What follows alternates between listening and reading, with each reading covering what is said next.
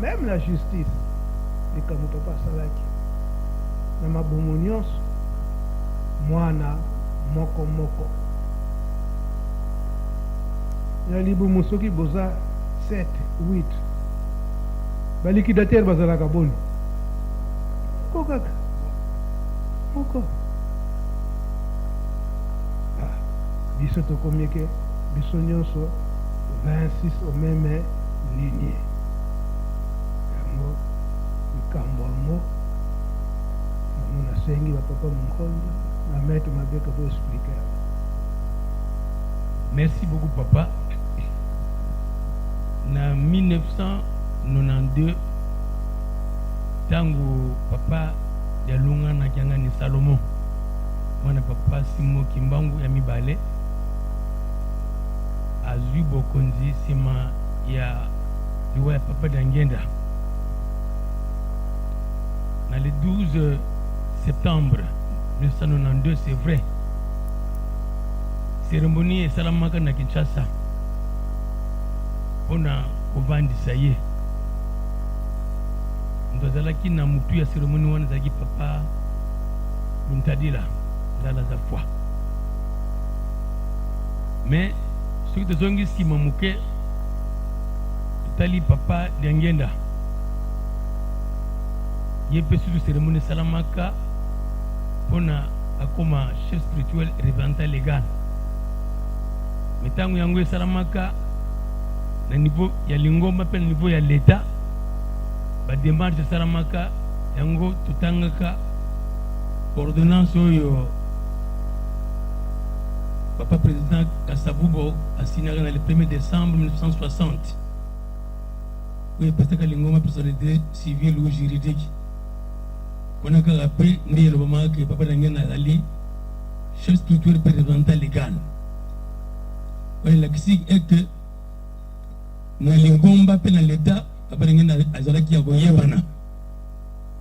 Mais papa de lunga na kianga ni Salomon cérémonie c'est salamaka le 12 septembre 1992 na Kinshasa mais suka kaka wana démarche moko te salamaka na niveau ya l'état.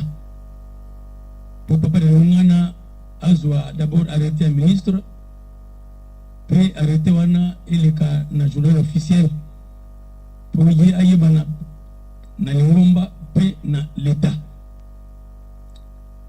Donc papa de lunga na tamasaka lingomba sans que azala na mikanda ya l'état. Olengami arrêté tout journal officiel. Dans le commune 1997 quand papa de lunga na Kinshasa tupaka mwana visite pastorale ni groupe ya Mokoto na mutu papa Mtadela papa Benga et consort na biso na Nkamba. C'est vrai que papa Zako Zalaki mutu et biso nous surtout na ba colonel Mambu papa Kezadoko papa Tukemboso professeur Mkanza liboso batamu côté parce que bon batazaki na pouvoir secrétaire général papa Lonjalila basalaka statut ou statut coordonné de base. Le statut wana c'est vrai papa de lunga na kianga Salomon chef spirituel abonga ko signer pour bonne la kamini je ket no lingomba. C'est le gouvernement qui a signé le statut le statut salamaka na Nkamba ou ya biso ya 1997 il y a le 9 octobre 1997 statut est resalami. C'est vrai que le niveau de justice va demander que ça la bataille pour le statut il va n'être pas signé parce que il y avait deux statuts. Statut est kotaka. Mais une manœuvre, il y a battu un homme au sous parce que le ministre a le cas arrêté. Et si le était petit, papa a dit Gabiso. C'était un qui a arrêté. Il y a passé que deux autres dans la casse. En 2001, tant papa Tiki Bisso, papa de Roumana, qui a Salomon, chef spirituel, et le bantal légal à Tiki Bisso. Et mon ami que papa Benansi nous va voir. A Benansi nous va. Alors oui, papa baza sous-sauté. Mais papa bazali. Non surtout. Papa va tigre biso bazali papa. Papa baza sous-sauté, mais papa bazali parce que confusion rien. Non surtout papa va tiki bazali papa. Papa Benedino, papa Benensino. Il y a un cas parce que c'est le directeur de cabinet. Azul nous va ici, donc quand on a mis tout là-bas, papa Basili, mais papa Bazali parce que papa nous Bazali, papa. A-t-il trouble la catégorie de bateau? Mais quand le papa c'est moi qui manque un c'est vrai que la séquence c'est celle qui est belle. Ou que tu as bâtiment oculaire. Peut-être la séquence c'est mon côté de voyage comme vous là. Et le bosso, papa Benansi a petit témoignage de mon bien. Il y a lui, Mbangu, ajouté Kabiso, 951. Mais papa Simon qui Mbangu, qui a gagné à Zogomotama. Petit témoignage, il y a bien. Et on t'a dit également, on ne te bien papa Simon qui Mbangu, qui a gagné. Tout bien papa Simon qui Mbangu. Pas maté, il y a Kakawana, il y a 20, il y a 21, à Boutemina, 51. Donc, nous avons un petit trouble. Mais le 26 août, Tangwana, ils ont dit, avant de quand on attend un peu, Papa Zakou a un côté dans le temple. Papa Simon qui m'a monté un ami à un côté de la tête. Avec un petit salon. Bah, des ministres tout dans le temple. Tout ça, au côté à bah, les ministres tout entre autres, papa Simon qui m'a monté un ami. Papa, nous t'as dit là, dans les fois. Papa Benansi, papa Dieu donné. Ben Kozinga, papa Simon qui m'a monté un petit salon. Avant papa, c'est moi qui m'a donné un côté dans le temple. C'était un petit témoignage. Ça me couille et couille de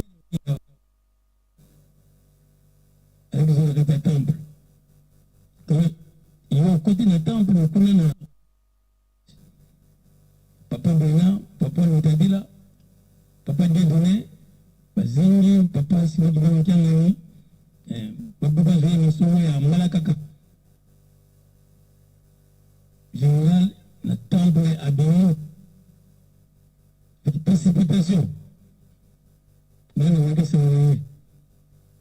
tu y es, dans quatre résidences, tu côté, papa Benansi, papa Dieudonné, papa Moutadila, général la Gangili Bongo. La Gangili Bongo. Tout de suite là, avant la Sénéca, vous quittez le lieu. Donc, les noms tout le monde était assis, nous qui m'a cassé. Habis sorti. Petit comme Mali. Malamoko, Babini. C'était un petit témoignage entre beaucoup d'autres témoignages. Même Goye à Papa Armand. Quand on a Toyaka, pour tika, njoto pa, yalundo na katia, mouzoye. Akana bangoso ya makasi. Batriko salamaka. Batriko de l'omunaye salamaka. Parce qu'il y a eu de konzi. Makamozo ke bele. Ba mettre mini wa yene. Apakata mamu ye, na oya monaka. argent ya awa. Bref, mokanami totani yango awa ya kovonela bokonzi na bana mpe mobongo emonanaki mingi mpo mobongo mingi ekuti na lingomba tikomo oyoba lelo ekuti na niveau ya bana batie trouble parce que bayokaki liloba ya suka ya papa ya longona kiangani Salomon te c'était un testament verbal oyo ya pesa na kobosana koposta yango tine euti esika mosusu te esika ya bana mpona likambo ya nzambe te mpona kowelela nde bokonzi kiti. Voilà un peu témoignage na kopesa à ce stade na kombe ya tata mwana pe Molimo Santo. Amen. Merci beaucoup papa. Na maloba bo pesi biso na komba tata mwana pe Molimo Santo. Ndenge papa sengi biso poto solo la makambo etali ba statut notamment il y a 1997. Il est vrai que na tango wana bitumba tozali komona euti musika na mibeko mutu oyo aponami lokola représentant légal azalaka na batribution na ye ezalaka na kati ya statut et na kokota na likambo mambasa pona ko expliquer likambo wana très bien. Na statut ya 1997 mukonzi ya lingomba donc représentant légal bapesa ki ye mission ya ko représenter lingomba na justice te. Donc na statut wana ya 1997 aucune disposition en rapport na représentation ya représentant légal na justice. Eloko wana esali pasi na 2005 statut mususu ebimi mais lokola bisika mususu statut wana ekomaki te ti lelo pasi ezali notamment na dossier tozali koyoka ya Mambasa oyo batu ya mitema mabe bazali kolobela ete papa Zako atindaki nga kuna toteka mabele ya Mambasa. Kuna na Mambasa avocat oyo akende kosamba pona konti na biso abimisi statut wana ya 1997 oyo balobi chef représentant légal azali na pouvoir ya ko représenter lingomba te. Et sali ke procuration spéciale oyo euti na mokonzi ya bule awa tata Molimo Santo papa Simoki Mbangu Kiangani babwakisi yango parce que statut babimisaki batali na batribution ya représentant légal bamonite esika représentant légal akokiko ko représenter donc kotinda batu po basamba na kombo na ye nde makambu oyo epesi pasi na Mambasa. Il est vrai que toye ko perdre procès na ba condition wana na ndenge tata mokonzi ya bula pesa ki mobeko ke ata eteni moko ya mabele ya papa Simoki Mbangu ekende te bandeko na biso kuna ba resistaki tangu décision oyo justice azwi emonanaki ke liboso ngai moko na solaki na administrateur du territoire ya kuna pona kolakisa eke en tout cas décision na tomoni yango malamu te parce que awa voilà statut ya lingomba ndenge lobi et puis na kati ya siège social église Kimbangisi na Nkamba tozwi ata mukanda moko te oyo euti na Mambasa kuna. Alors lokola complicité ezali nde bandeko bazwi pasi nazalaki na Kabinda na Lomami na province ya Lomami papa tinda inga kuna po likambo moko ezalaki kuna nde sango yango ezwilinga kuna koya na ye papa abengisinga na ye awa apesi transport poto kende Mambasa. Malheureusement ba aéroport bazali ko bongisa yango ba système ya ba programme à vol est comme un peu perturbé les autres salake na lelo vol ezali kaka ti le 12 kuna okende kuna mais na téléphone tozali ko solola na makambu nyonso zali oleka kuna na bakonzi ya justice ndenge yango ezaleli. Donc c'est vrai que bazala bakangamaki 47 baye ko libérer ndambu batikalaki 41 na 41 wana mama moko akufi na kati ya prison batikali 40 batie 12 comme bazaba mineur na disposition ya juge pour enfants. Audience wana il fallait le cas vendredi oyo mais to sololi na greffier ba poussa yango pona tozwa temps ya kokoma kuna totala ndenge nini tokoki ko représenter batu wana. Tata Mukonzi Abule asasala déjà mikanda na transport sepesama na ba billet tozanango mais problème des ali ya vol. Alors batu ya ngambo mususu ba récupérer l'information wana pona ko lobake a tozali ko landelaka makambo mususu oya Mambasa totiki. Tata Mukonzi Abule azo landelango de très près. D'ailleurs lobby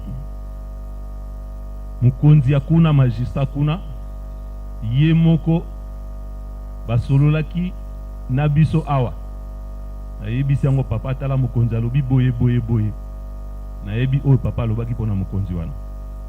Voilà makambo etali statut. Donc statut ya 97 lokola ezalaki clarté bazalaki na posa Tata Mukonzi Abule a représenté Lingomba na justice te. Et yango nde bandeko na biso bazwi pasi. J'ai même regretté que l'avocat kuna parce que kuna na Mambasa biso zaka na défenseur judiciaire o azaki mbangiste mais avocat o batambolaka na ye azano ki mbangiste a proposé même un projet pour la justice kuna balobi. Est-ce que à l'église Kimbangis il n'y a pas d'avocat? On a tous dans la situation boyeke Mukonzi ya Lingomba ou babengi représentant légal azana pouvoir ya ko représenter Lingomba na justice. Nani siko ko représenter Lingomba justice. Voilà, j'ai oyo bande kona biso tozolobela awa basalaki na tangwana. Papa na kozonga na likambo ya Paul Limbisa ngai. On azali koloba lobi papa bokotsanga na mozole na kombo tata mwana pe molimo santo ngai nazali flûtiste nazalaki pendant longtemps directeur provincial adjoint ya Flike Kinshasa to travailler na papa Dina o azali passer passer ya division unique en Banzangungu. Tangu tata Molimo Santo a vendu Nebonga pour la première fois comme chef spirituel. Biso na compte de direction générale Paul Nazalaki très lié en Afrique. Tokenda ko sambela na bandal. On azali koloba pa ya zazo kango tang nazoko yoka na ba réseaux sociaux ba telmbani bazolo ba kunake papa tozana problème na yete biso tozo mitema ya kofungama ezali lukuta. Ezali lukuta. Toke na bandal sika penga nazaki décourager. Tokomi kuna to sali ntinzani. Évidemment, c'est une zaki makasi. Tant que c'est comme à l'époque, Maître Luka Wazalaki, directeur du cabinet naïe, alors bien Maître Luka pour tous les pembeni n'était pas responsable africain. Ce qui papa Simo Kimbangu, ayaki a tout ça l'antinsa na boy. Oh, na yoka ki na zone bango na combat tatango na pe Molimo Santo. Wana ni kamba liboso. Yami bane papa. nazwaki mpe grâce ntango osengaki baflétiste baassainir centre d'accueil batya propriété na centre d'accueil tosali commission na direction générale batienga vice-président na papa Mabanza oyo azali na collège lelo ye nde président ngai vice-président comme responsable ya ville ya Kinshasa na compte Afrique tolongoli makambo mituka après tokoti na Shinoda bamama bolimbisanga tokoti na Shinoda à l'époque papa Fomolongo Dengenda Kuntima atikaka papa Wayawa comme étant intendant Yandanko wana mais à un moment babengani papa wana batie jeune garçon et papa otoyebi babangi kovanda kuna na centre et papa mokolo oyo totiaki propriété na kati ya centre na triangle wana oyo ezalaki fleur tokende na chambre ya koko mikala tozwa po mobimba ya bapréservatif na kati ya Shenoda oyo nazali koloba nalobango na kombo tata mwana mpe molimo santu. Voilà batata na bamama na bajeune bamakambo tozali kovivre na bandeko mosusu na mosala ki avocat. C'est vrai que tozali na mwa makambo mosusu oyo tokolobela te pourtant eza mingi te na zwaka dossier moko à l'époque pa ya papa Sakwameso wana za à l'époque tondo benga bango ba représentant provinciaux alobi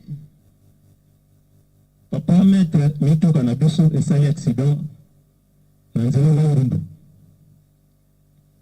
Yaman oh nalobi mais mutuka man depuis quand biso tosombaki man tout na moto patrimoine tout na bato patrimoine elo na zui na kenanji na moni pendaki effectivement mutuka na ko église Kimba tango to bandi ko samba babenginga balobi non dossier wana parce que biso ngana zaki na tendance à relobaki en tout cas boluke la biso chauffeur wana na batutu biso l'église Kimbangi c'est ko reconnaître que to sombaki mituka bi babengi papa Sakwameso ba ebisier yebisa maître Mabeka atinde la biso dossier wana nani apesa ki ordre bon. Papa voilà situation oyo to vivre na makambo ezali koleka kuna na Kinshasa na vie na ye parce que ngape nazaki na procès ya oyo et opposaki banye na papa Lutun tozalaki na papa Mbuyikana papa Mbuyikana alobi maloba ya papa Diangenda Kuntima na tindio okende na boma kuna ozwa bana misatu omakila ya biso malamu eya awa bana misatu papa Mbuyikana totelemekene ye awa ngai awa yenge mutagende kozwa bango bana misatu mais atangaki polte bana misatu ya papa Kisolokele oyo abota kuna mama Micheline papa José na papa Dieudonné nde bana misatu oyo papa Diangenda atindelaki papa Mbuyikana ye mutakende kozwa bango Pubaya na Kinshasa. Donc voilà papa na likambo tali makambo tozali ko vivre. Donc bitumba oyo tozali nango papa ebandi lelo te. Kaka ngino zokona mokonzi déjà ndenge toyoki na bandeko baleki awa ba prétentieux bazalaki. Ndenge na lobi likambo ya bandal papa eza moto taye bisinga te me ngamoko nazomona ye ndenge azali koloba epa ya maître Lukao part wana papa eloko tozali koloba po to comprendre ba jeune papa Mfumolongo Diangenga insistaka mingi ke na ndenge bozali boye il faut bopesaka papa Mfumambanza lokumu koleka biso nyonso ngai nayoka yango na centre d'accueil na monoko ya papa Diangenda alobi makambo mususu un jour akitoko koya ona ye lelo papa tozali komona bobomba mate papa tozali komona bobomba mate botalisa biso vraie vérité ndenge yango ezaleli papa papa simoki mbango atikaki balobi bible ona kei na tiki bible mais biso toyebika atikaki bible te atikaki plus bible te atikaki bana papa Kisolokele papa Dialungana na papa Diangenda konti ndeli ngombe telemi lelo papa tozali komona biso bomba mate soki mobulu ezali koya na kati na lingomba batu bazali kobundisa bino. C'est ça la vraie vérité. Les efforts réseaux à la fourni, mais soki ezali ko à tout moment ba problème ezali koya parce que batu balingi ko bango batu bazo bundisa bino banani bango moko bandeko na yo propre na ye Paul de batu bazali ko bundisa papa na silisi na komba tata mwana pe molimo santo. Merci papa Mukonda et maître Mabeka beaucoup kozonga na bino biso tozali kolanda kaka makambo ndenge batata batikilaki yango. C'est vrai et ngai papa Mbenza ndenge nazo koloba na le 16 août 1972 papa Mfumambanza mutayibisaka nga makambo nyonso oyo na 73 papa Mfumolongo papa Diangenda kontima alobi na ngai ku Brazzaville lukwenda kanti ngeye nsongi ya nzila ili borobete bukukenda Brazzaville bino bana kasi yo muda kisintela na tango wana ngai nalobi na papa Mfumolongo Ono Brazzaville kizeje ko bwikadi na nsongi ya nzila ni mudiambo ya tata nakubalungi sambu bampangizako nakubalungi sambu nakubalungi baba futukuna hogeri ya papa Diangenda ebsikite okulakisa bango bandeko na bozokena bango ndenge bakoki kobondela soki basengi bino maloba ndenge bakoki koloba.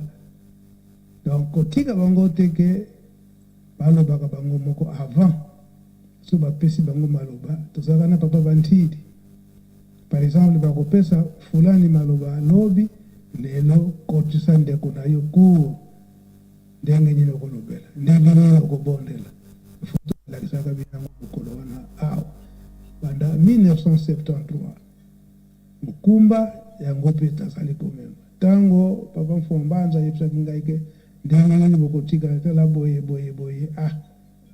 motema pasi na ndenge so natali bandeko etamboleli na biso nyonso boye pasi kasi depuis le 18 février 1992 wana sina lata batianga deja bande na motu na likambo wana moyena boya ezali te yango naza kokangama kaka likambo yango soki mpe tokontinue koloba makambo mosusu ebimaka te mikanda mosusu ebimaka te tozokende kaka malembe jusqu'à ce que tokozonga na point ya 3 est égal à 1 tokende te ke na 26 wana trinité toza aveuglé na esika wana toza vraiment aveuglé même kutu na justice tata moko bamama misato mais chaque libomu faut batia liquidateur eza boye te sikoyo likambo tata nzambe toboyi biso nyonso tokoma kaka au même moment bachef spirituel ezalaka te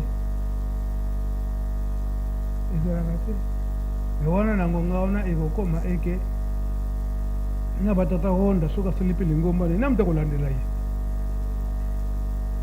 azali honda kabwekwe asalipe lingomba na ye parce que biso tobandi yango o papa de la ville mpe alongwe na mbanza ale akominini mpe na luozi kuna nafandaki mingi na nkamba letika mpe na benda bandimi oyo ya ngai papa de la ville kabwekwe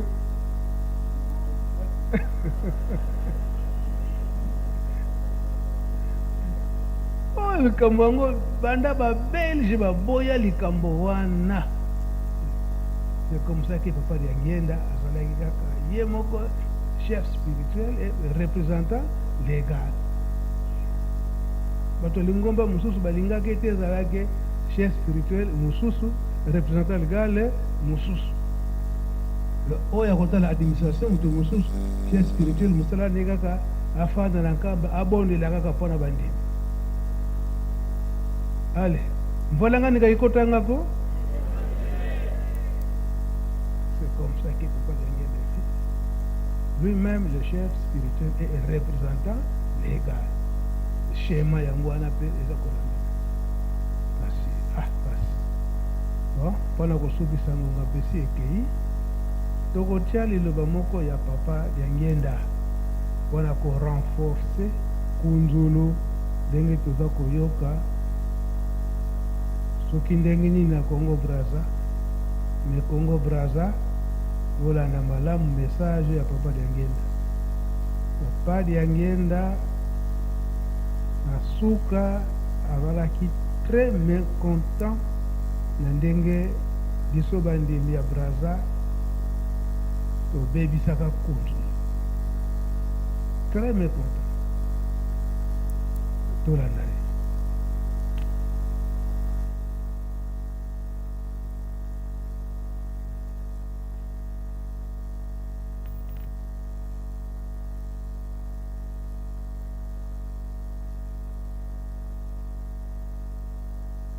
Okomi ya tata mwana pia musantu bamama batata likambo kunzulu sana lobika kaboyo mutima isi pasoki eye papa de toujours kunzulu likambo